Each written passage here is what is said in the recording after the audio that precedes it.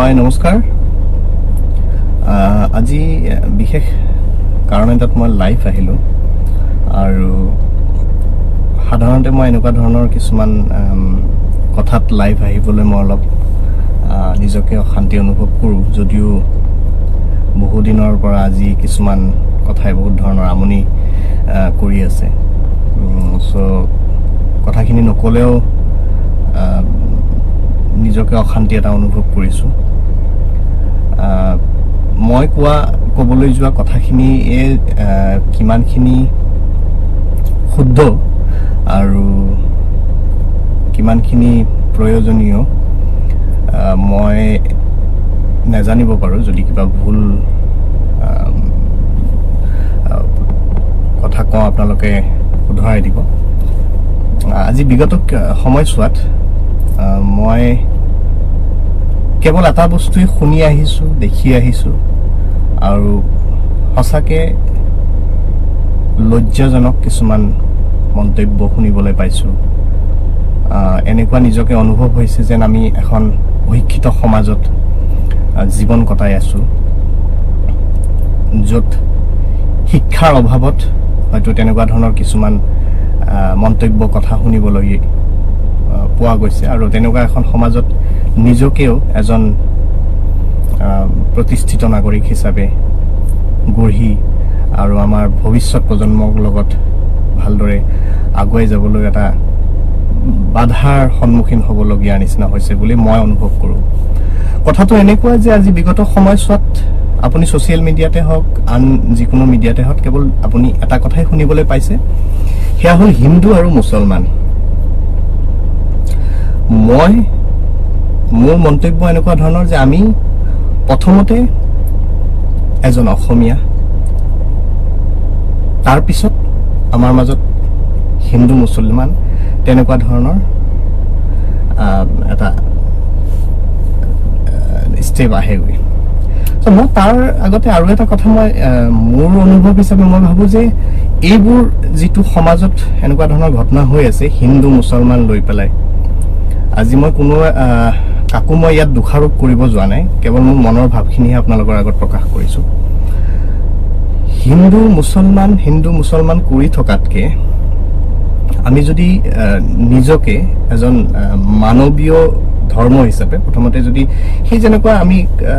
লিখিবলৈ যাওঁতে কিবা এখন ফৰ্ম এখন ফিল আপ কৰিবলৈ যাওঁতে যিকোনো জেগাত আমি সদায় ৰিলিজিয়নটো লিখোঁ তাত বিচৰা হয় আমি কোনটো ৰিলিজনৰ কিছুমানে হয়তো মুছলমান ধৰ্মাৱলম্বী লোকসকলে ইছলাম বুলি লিখে আৰু হিন্দু ধৰ্মাৱলম্বী মানুহখিনিয়ে হিন্দু বুলি লিখে তো সেইটো ঠাইত যদি হিন্দু বা মুছলমানৰ সেই ইছলাম আৰু হিন্দু নিলিখি পেলাই আমি যদি মানৱতা মেনকাইণ্ড বুলি যদি লিখিব পাৰিলোহেঁতেন চাগে মই আনন্দিত হ'লোহেঁতেন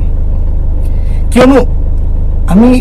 সঁচাকৈ এনেকুৱা ধৰণৰ কিছুমান বিতৰ্কৰ মাজত সোমাই গৈছোঁ আমাৰ নিজৰ সময়খিনি আমি সেই বিতৰ্কত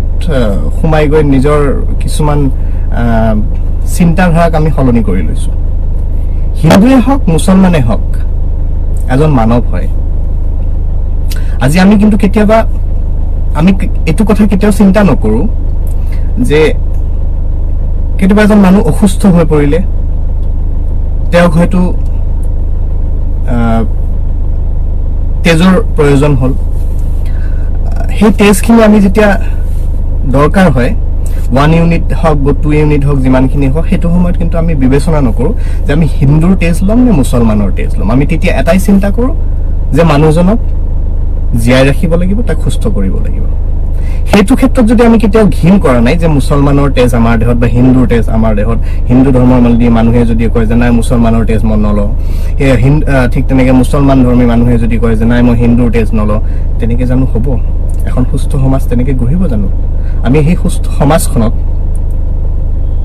এখন সুস্থ পৰিৱেশ গঢ়ি তুলিব হ'লে আমি এই ভেদাভেদ জাতি ধৰ্ম ভেদাভেদবোৰ আঁতৰাব লাগিব প্ৰথমতে বিগত সময়ছোৱাত মই এইটো যিকোনো মই এটা কথা বুজি নাপাওঁ যে প্ৰতিটো বস্তুৱে আমাৰ এটা ভাল হওক বেয়া হওক মানুহবোৰে পজিটিভ চিন্তাধাৰাৰে নলৈ ভাল বেয়া সকলো বস্তুৱে থাকে সদায় কণ্ট্ৰভাৰ্চি এটা সৃষ্টি কৰি পেলাই আজি কৰোনা ভাইৰাছ ইমান ডাঙৰ এটা মহামাৰীয়ে গোটেই বিশ্বত হাহাকাৰ সৃষ্টি কৰি ফুৰিছে সেইটো সময়তো আৰম্ভণিতে অসমত এনেকুৱা ধৰণৰ কিছুমান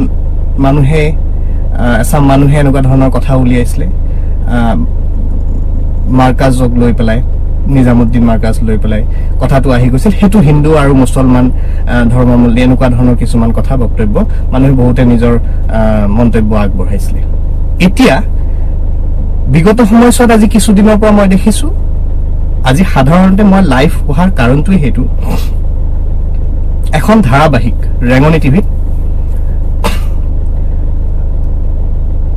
ধাৰাবাহিকখনক লৈ পেলাই এটা বিতৰ্কৰ সৃষ্টি হৈছে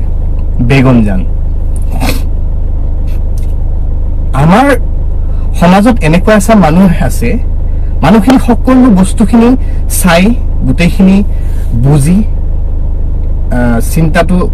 কৰি পেলাই এটা মন্তব্য আগ নবঢ়ায় হঠাতে এটা বিতৰ্কৰ সৃষ্টি কৰি পেলাই মই ক'বলৈ যোৱা নাই যে বেগম-জান চিৰিয়েলখন সমাজত এটা বেয়া মেছেজ দিব বা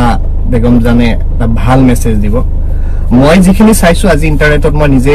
বিতৰ্কবোৰ চাই থাকোতে সোশ্যাল মিডিয়াত আহি থাকোতে মই নিজে ভাবিলো যে বেগম-জান ধাৰাবাহিকখন এবাৰ মই চাই লওঁ তেনেকে 5টা এপিসোড মই পাইছিলো এপিসোড কেইটা চাইছিলো তাত থকা এপিসোডৰ কোনোবা এটা এপিসোডত মই এনেকুৱা এপিসোডত পাইছিলো ছোৱালীজনীক জানমণিক যেতিয়া উঠাইলো জানমণি মানে আমাৰ প্ৰীতি কংকনা তেওঁ জানমণিৰ ক্যাৰেক্টাৰটো লৈছিলে হিন্দু সমাজৰ ছোৱালী আছিলে তেওঁ আৰু মুছলমান ধৰ্মাৱলম্বী ল'ৰা এজনৰ লগত যেতিয়া গৈছিলে বাইকখনত উঠি পেলাই তেতিয়া জানমণিয়ে হাতত লৈ থকা ভগৱানৰ মূৰ্তি গণেশৰ মূৰ্তিটো পৰি গৈছিলে মানুহ আজি এছাম মানুহে হেতু বিতৰ্ক সৃষ্টি কৰিছে যে হেতু দলিয়াই দিয়া হৈছিলে আপোনালোকে ভালকে হয়তো চাব মই হয়তো সোৱাদ ভুল হ'ব পাৰে নাজানো মই যিমানখিনি চাইছো হেতু হাতৰ পৰা পৰি গৈছিলে বাইকখনত উঠি যাওঁতে হেতু পেলাই দিয়া যোৱা নাই আজি সেই মূৰ্তিজনাক তেনেকুৱা বাটৰ পথত পৰি থকা সময়ত আপোনালোকে এই ভিডিঅ'টো চাই পেলাই আপোনালোকে পজিটিভ চিন্তাধাৰা নলৈ পেলাই আপুনি বেয়া চিন্তাধাৰাটো কৰাৰ আগত এটা চিন্তা কৰিব লাগিব আজি চাব কিছুমান জেগাত মই নিজে প্ৰত্যক্ষ কৰি আহিছো আমি আজি দুৰ্গা পূজা হওক বা দেৱালী কালী পূজা হওক আমি ডাঙৰ ডাঙৰ দেৱী গোসানী আমি বনাই আমি তেওঁলোকক পূজা কৰা হোৱাৰ পিছত আমি যেতিয়া বিসৰ্জন দিওঁ এটা ভাল জেগাত পবিত্ৰ জেগাত বিসৰ্জন দিওঁ হয়তো নদীত হয়তো ক'বাত ভাল পবিত্ৰ জেগাত আমি বিসৰ্জন দিওঁ কিন্তু আপোনালোকে এনেকুৱাও কিছুমান চাব পাৰিব বিশ্বকৰ্মা পূজা সৰস্বতী পূজা তেনেকুৱা সময়ত কিছুমান সৰু সুৰা জেগাত মানুহে পূজা পাতি পেলাই পূজা শেষ হোৱাৰ পিছত সেই মূৰ্তিজনাক ভাল জেগাত প্ৰতিষ্ঠা নকৰি পেলাই তেওঁক বাট পথত পেলাই থোৱা হয় আৰু সেই বাট পথত পেলাই থোৱা সময়ত সেই মূৰ্তিজনাৰ এটা অপমান সৃষ্টি হোৱা মানুহে তাত কুকুৰ মেকুৰী যিমান যি হওক তেওঁলোকে পেচাব কৰে তাত সেইখিনি বস্তু মানুহে জানো প্ৰত্যক্ষ কৰিছে জানো যদিও কৰিছে কিন্তু সেইখিনি বিতৰ্ক কিন্তু তেওঁলোকে কিন্তু সেইখিনিৰ মাজত বিতৰ্ক এটা সৃষ্টি কৰা নাই আজি ভাল মেছেজ এটা যদি কৰবাত গৈ আছে হেতুত মানুহে বিতৰ্ক কৰিছে আজি সেই বস্তুতে পজিটিভ চিন্তাৰে আজি যে আমি ইমানখিনি কথা কৈ আছো মই আৰু আহিম আগন্তুক আৰু বহু কথা ক'বলগীয়া আছে আৰু এটা কথা যে আজি যদি সেই বেগম-জান ধাৰাবাহিকখন যেনেকৈ আমি বেয়া বুলি কৈ আছো ভাল কিছুমানে কৈছে বেয়া বুলি কৈছে ঠিক আছে মই ভাবিলো বেগম-জান খন এটা বেয়া মেছেজ দিছে কিন্তু আমি পজিটিভ চিন্তাধাৰাৰে যদি চাবলৈ যাওঁ যে আজি বেগম-জান সেই চিৰিয়েলখনৰ মাজত হিন্দু ধৰ্মাৱলম্বীৰ ছোৱালীজনী আহি পেলাই মুছলমান ঘৰত যেতিয়া পাইছিলে তেওঁক ধুনীয়াকে সমাজৰ পৰা ৰক্ষা কৰি নিজৰ ঘৰখনত আৰু সেই এখন ঘৰতে তেওঁক বচাই ৰাখিব লগা হৈছিল এইটো কিয় হৈছে যদি মানুহখিনিয়ে এই হিন্দু মুছলিমৰ বেয়া চিন্তাধাৰাটো অতৰাই লৈ পেলাই তেওঁলোকে সমাজত এটা ভাল সুস্থিৰ এখন ভাল পৰিৱেশ গঢ়ি তুলিলেহেঁতেন হিন্দু ছোৱালীজনী কি ছোৱালী নহয় নেকি মুছলমান ছোৱালীজনী ছোৱালী নহয় নেকি হিন্দু ল'ৰাজন ল'ৰা নহয় নেকি মানুহ নহয় নেকি তেওঁ কিয় সমাজৰ পৰা তেওঁক লুকুৱাই ৰাখিব লগা হৈছে এই চিৰিয়েলখনত যে পজিটিভ মেছেজ এটা গৈছে যে আপোনালোকে সমাজত এই ছোৱালীজনীক সেই হিন্দু সমাজ মুছলমান সমাজৰ পৰা অতৰাই ৰাখি তেওঁৰ নামটো তেওঁক হঠাৎকে গম পাব দিয়া নাছিলে জানমণি বুলি ক'লে তেওঁক পিছত জান শব্দটো তেওঁ পৰিচয় দিবলৈ যাওঁতে আনৰ আগত পটককে যিজন ল'ৰাই মনজ্যোতি বুলি কেৰেক্টাৰটো নাম দিয়া হৈছিল মন বুলি মাতিছিল মনে তেওঁক জান বুলি মাতোতে বেগম-জান বুলি তেওঁক নামখাৰ দিবলৈ কিয় হ'ল কিয় সঁচা পৰিচয়টো আমি দিব নোৱাৰা হৈছো সেইখিনি মেছেজে পজিটিভ মেছেজ এটা গৈছে চাগে আৰু সেই মেছেজটো তেনেকৈ আজি বেগম-জানৰখনৰ স্ক্ৰীনশ্বট লৈ পেলাই আপোনালোকে ভাল কিছুমান পোষ্ট দিব লাগে চাগে মই মোৰ মনৰ ভাৱ দে মোৰ ব্যক্তিগত চিন্তাধাৰাই কৈছো আপোনালোকে এইটো ভুল চিন্তাত নল'ব মই যদি কিবা ভুল কৈছো শুধৰাই দিব এই বেগম-জানৰ স্ক্ৰীনশ্বটখন লৈ পেলাই আমি যদি আপলোড কৰি পেলাই যদি ধুনীয়া কিছুমান শব্দ লিখো যে চাওক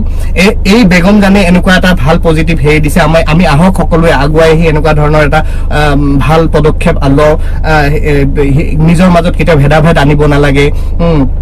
আজি সেই মূৰ্তিজনা পেলাই দিয়া হৈছে তেনেকুৱা ধৰণৰ যাতে মূৰ্তি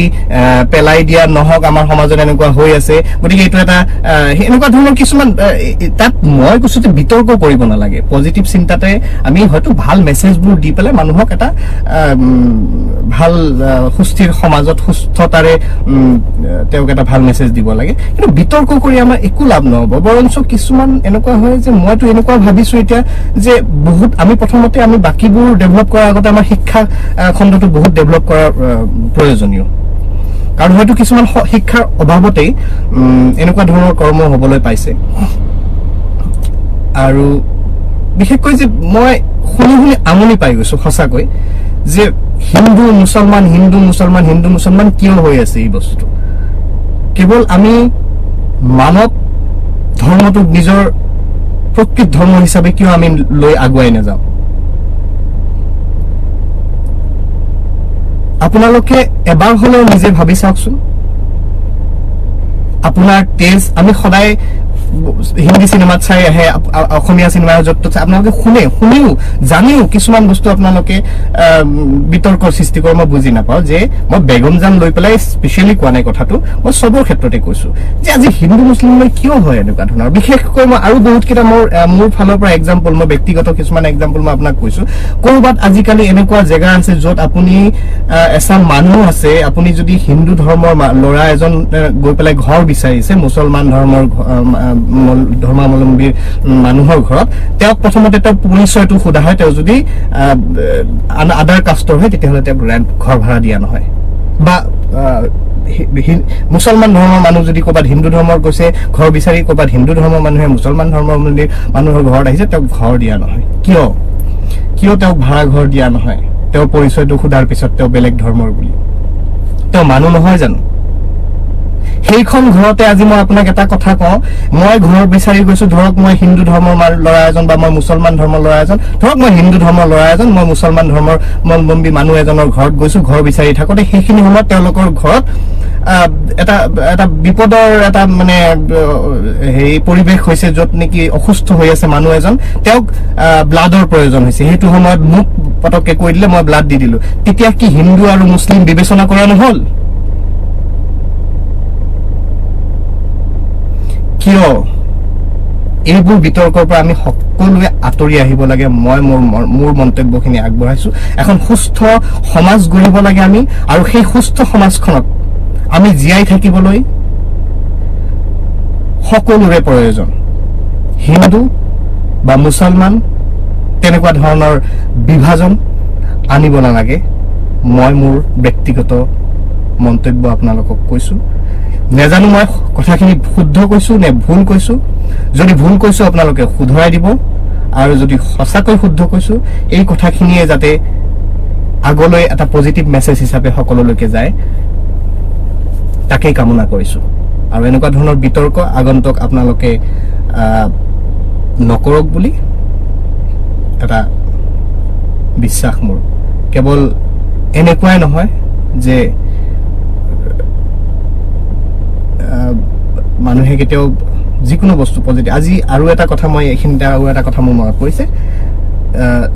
বেগম-জানক লৈ আকৌ মই কৈছো প্ৰীতি কংকনাক ভাবুকি দিয়া হৈছে এচাম মানুহে ভাবুকি দিছে তেওঁক এচিড এটাক কৰিব তেওঁক ধৰ্ষণ কৰিব এইবোৰ নাপায় আচলতে এইবোৰ নাপায় ক'বলৈ প্ৰীতি কংকনা প্ৰথমতে হৈছে অসমীয়া দ্বিতীয়তে তেওঁ এজনী এক্ট্ৰেছ প্ৰীতি কংকনাই এক্টিং কৰে এক্টিং তেওঁৰ প্ৰফেশ্যন এক্টিং তেওঁ ভাল পায় তেওঁ যিকোনো এটা কেৰেক্টাৰ তেওঁক লগত খাপ খাই যায় গতিকে তেওঁ কেৱল তাত এটা বেগম-জানৰ কেৰেক্টাৰটো হৈ কৰিছিল এইটো মিনিং সেইটো নহয় যে প্ৰীতি কংকনাৰ